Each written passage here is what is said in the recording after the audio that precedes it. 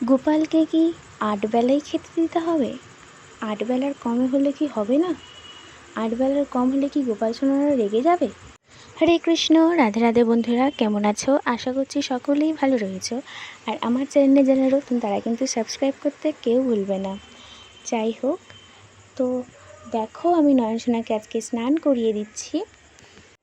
সকালে পড়তে গিয়েছিলাম, পড়তে থেকে এসে ফিরে আমি গোপালের স্নান করে দেব। এবারে তার আগে গোপালের সেবা দিয়ে দিয়েছে আমার মা।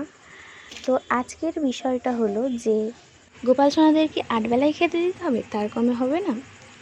তো আমি একটা কথা বলি, যখন তোমরা ভক্তি পথে আসবে, আমি শুরুতে বলি যারা ভক্তি পথে আছো তারা তো অবশ্যই জানো, তাদের তো বলার প্রয়োজনই হয় না। তারা কোনো কিছু পাওয়ার আগে ভগবানকে সেবা দিয়েই পায়। এবারে আসি যারা আমিষ ভোজি, তাদের নিয়ম মেনে ৮ বেলা খেতে দিতে হবে না। তোমরা যতটা পারবে, তারা তো একটা বাচ্চা না। তোমরা যেমন দেখো, একটা ছেলে, তোমাদের ধরো নিজের সন্তান আছে, একটা ছেলে বা মেয়ে যাই হোক, সকালবেলা তো খেতে দাও না, দুপুরবেলা তো খেতে দাওই, বিকেলবেলা আর রাত্রিবেলা অবশ্যই তাদের নিশ্চিত টিফিন দাও। সকালবেলা পড়তে যাওয়ার আগে, দুপুরবেলা, বিকালে একটু খেলতে যাওয়ার আগে, একটু বাইরে যাওয়ার আগে, তারপরে রাত্রিবেলা খেয়ে ঘুম পাড়িয়ে দাও। ঠিক তেমনই গোপাল সোনাদেরও তাই করতে হয়। কোনো নিয়ম নেই মানে যে ৮ বেলায় দিতে হবে। আমার মতে যে যারা আমিষভোজী তারা যেমন 4 টাইম দেয় তেমনই দিতে হয় আমার মনে হয়। কারণ তোমরা নিজের সন্তানদের যেমন আগলে যত্নে রাখো, ঠিক তেমনই গোপাল সোনাদের রাখলে গোপাল সোনারা যথেষ্ট খুশি হবে, অবশ্যই খুশি হবে। গোপাল সোনারা তাতেই খুশি।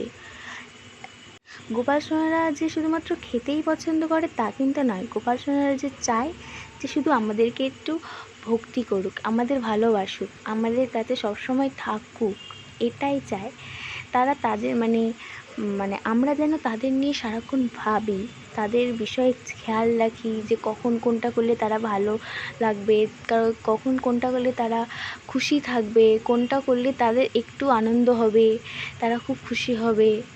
দেখবে তোমাদের জীবনটা পুরো ধন্য হয়ে যাবে।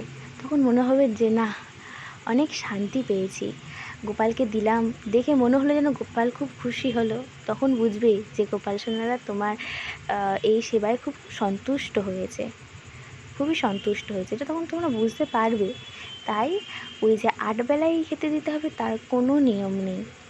তোমরা তোমাদের সন্তানকে যেমনভাবে আগলে যত্নে রাখো, ঠিক তেমনভাবে যদি যত্নে রাখো, গোপাল সোনারা তাতেই অনেক খুশি। আর হ্যাঁ, তাদের যে খেতে দেবে না তা কিন্তু নয়। তারা দেখবে তুমি হয়তো কোনো কারণে পারছো না, অসুস্থ হয়ে পড়েছো, কোনো কারণে হয়তো রান্না করতে পারছো না, কোনো কারণে হয়তো বাড়িতে কেউ নেই, এরকম তো অবশ্যই হয় না, আমাদের সাথেও হয়েছে। তখন দেখবে গোপাল সোনা ঠিক তার খাবার জোগাড় করে নেয়, ঠিক কোনো না কোনোভাবে কারোর দিয়ে খাবার জোগাড় করিয়ে নেবেই। আমাদের সাথেও তাই হয়। গোপালে তুমি যখন কোনো হয়তো কিছু পারছো না কোনো কারণে দিতে, গোপাল ঠিক যখন তার ইচ্ছা হবে ঠিক সে নিজের মতো জোগাড় করে নিয়ে তোমার কাছ থেকে সেবাটা পাবে। তখন বুঝতে পারবে যে গোপাল সোনার লীলা কতখানি সুন্দর, গোপাল সোনা কত ভালো, খুবই ভালো। বিশ্বাস করো, আমাদের সাথেও তো হয়, আমরাও বুঝতে পারি। যখন ধরো মার খুব শরীর খারাপ, মা কিছু পারছে না, ঘরে কেউ নেই, তখন কোনো না কোনো কারণে গোপাল সোনা ঠিক নিজের মতো চেষ্টা করে নেয়, নিজে জোগাড় করে নেয়। বুঝতে পারলে? মানে অতিথি এসে কিছু দিল, এরকম টাইপের। আর যারা আমিষভোজী, যারা গোপালকে খুব ভালোবাসো না, তাদেরকে একটাই রিকোয়েস্ট করি, তারা কিন্তু আস্তে আস্তে একটু চেষ্টা করো যে একটু ভগবানের পথে আসার, গীতা পড়ার। তো দেখো আমার মা তুলসী গাছে জল দিয়েছিল, তবু আমি একটু দিয়ে দিচ্ছি, কারণ রাত্রিবেলা তো থাকবে, রাত্রিবেলা আর দেবো না, একটু বিকেল বিকেল দিয়ে দিই। মানে সকালের দিকে বোধহয় দিয়েছিলাম, আমি আবার একটু বিকেলের দিকে দিয়ে দিচ্ছি, দিলে একটু ভালো হয়। মাটিগুলো হালকা ভিজেছে তবুও দিয়ে দিই, রাত্রিবেলা তো সারা রাত থাকবে, আবার সকালবেলা তো দেওয়া যাবে না, মানে দেওয়া যাবে না বলতে গেলে অত সকালবেলা তো আর খুব একটা এক সময় ভুলেই যাওয়া হয় না, তাই জন্য সেই জন্য এখন দিয়ে দিচ্ছি।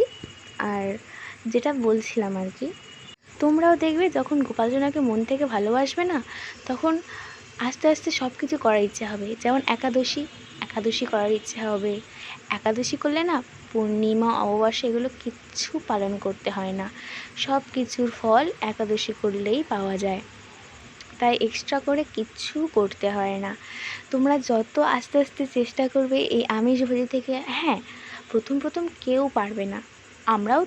আমরাও যে প্রথমেই একেবারে মানে নিরামিষভোজী ছিলাম তা কিন্তু নয়।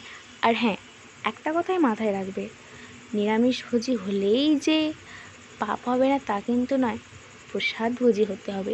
তো অবশ্যই আস্তে আস্তে চেষ্টা করুন, অবশ্যই হবে। ভগবানের পথে এলে অবশ্যই ভগবান কোনো না কোনো রাস্তা করে দেবে।